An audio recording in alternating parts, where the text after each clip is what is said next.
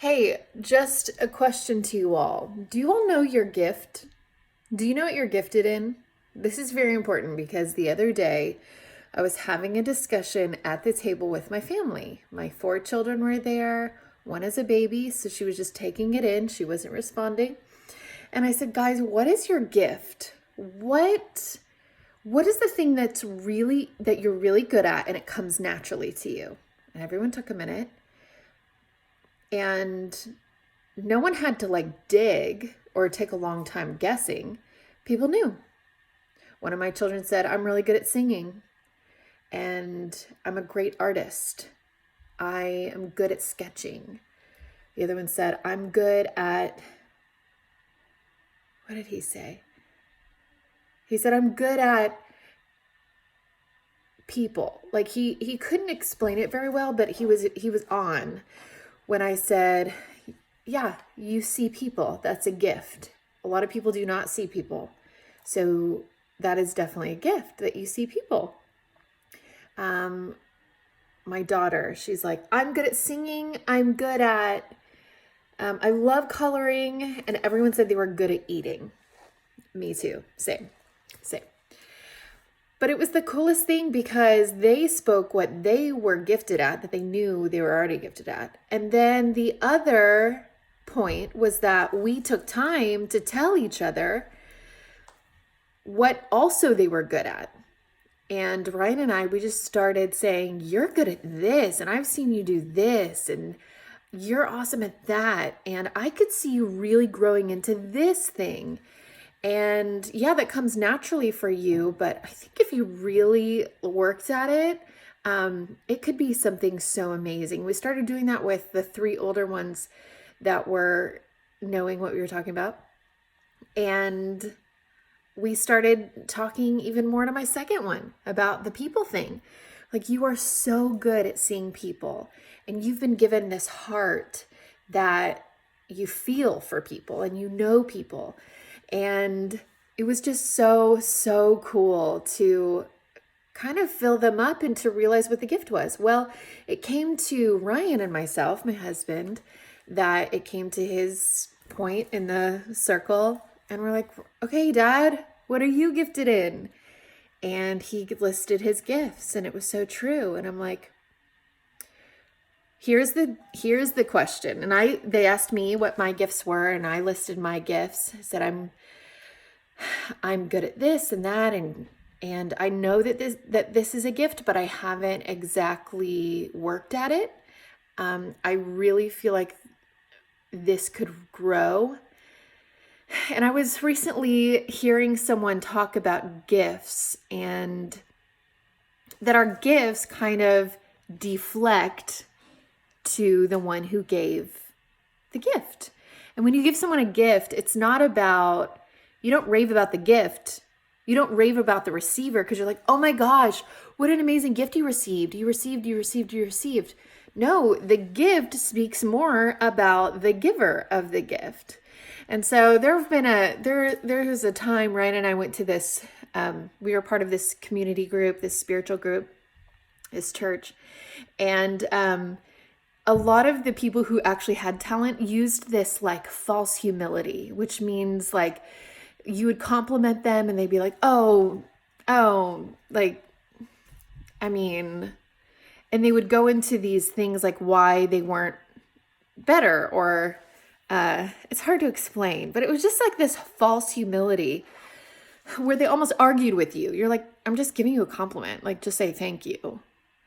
And I remember there was a time where it was very important to my mom. My mom was very strong, and we are all very strong in our family. And she had said, it's very important that when someone gives you a compliment that you deflect praise, just saying, "I appreciate it. And then you honor whoever helped you with the gift. You're so amazing at playing the piano. I loved your piano recital," example. "Thank you. I'm honored that I got to learn under so-and-so. They are amazing and they helped me so much." And I think that's a good practice. I think that's a good practice to kind of know where to honor each other in the process of the gift unfolding. Sometimes I think, though, you can just say thank you. Because when the gift points already back to the giver, and people understand and they notice talent, they understand that that's not like you could go learn how to do things, but there's something that comes naturally to people that you're like, whoa, I admire that gift in you. It would take me years and years and years and years to learn how to do that, but it comes to you naturally. And so we praise the gift.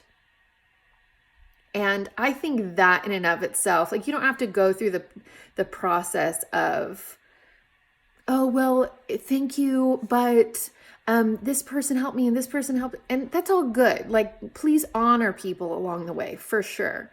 But I'm just thinking about the gift. I want to talk about the gift right now, is that it points always to the giver. And our lives glorify God. Our lives glorify him. And when we follow the gift, when we follow the things that we're good at, like he will get the glory, and he does get the glory because we are a small part of something so big. We are a small part of a big story that's being rolled out. And the span is like outside of time even. And we get to live in a measured part of time. It's crazy, it's trippy, but it's really, really cool. And so I just wanted to ask you, what is your gift? What is your gift that you can just confidently say, well, I'm really good at writing. I have a gift of words, or I am really good at communicating, or I'm really good at cars. I'm really good at diagnostics. I'm really good at kind of being mechanically minded. That might be a horrible example. I don't even know what I'm talking about. Obviously, that's not my gift. But there are just so many kinds of gifts, and seeing people is a gift. There are just so many things that come naturally to people. Anyway, I'm just saying, what is your gift? What is your gift? I remember someone saying that sometimes you don't have a money crisis or a lack crisis. You have a creativity crisis, because there's a reason that you were put on the earth, and there's a reason that your gift is unique to you, that you can use your gift and it can be monetized, it can be scaled. And if you think about the parable in the New Testament, there are a few parables where the master came to give talents, to give a portion of increase to someone. And the first two of this parable I'm thinking of, they went and doubled it.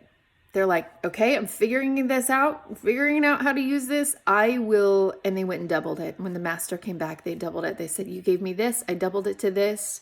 There you are. And he's like, well done, good and faithful servant. And then the third one was like, I don't even know what it was. I thought it was seed. You gave me money. I put it in the ground. I thought it didn't grow, but at least you have it still. At least you have the same amount, and I didn't take any away. And he said, you wicked and lazy servant.